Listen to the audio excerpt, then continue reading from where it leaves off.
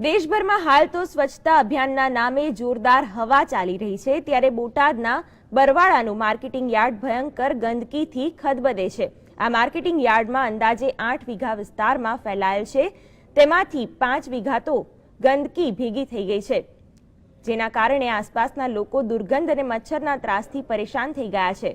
ભૂગર્ભ ગટર યોજના અંતર્ગત અંડરગ્રાઉન્ડ ભૂંગળા નાખવામાં આવેલ છે, પરંતુ ગામની ગંદકીનો નિકાલ ન થવાથી શહેરની મધ્યમાં આવેલા માર્કેટિંગ યાર્ડમાં ગંદકી વધુ ફેલાઈ છે।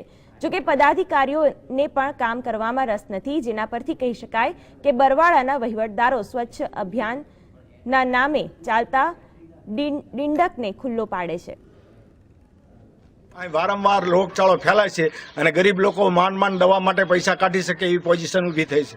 સરકાર તેમજ નગરપાલિકા તેમજ અન્ય લોકો આ બાબતમાં કોઈ જવાબ દેતા નથી।